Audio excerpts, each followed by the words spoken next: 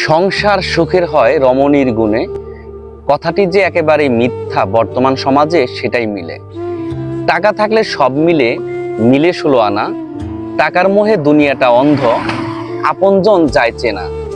সংসারে যদি সুখ চাও, আসবে না শরীরের ঘামে, সংসার একমাত্র সুখের হয় পুরুষের মোটা ইনকামে।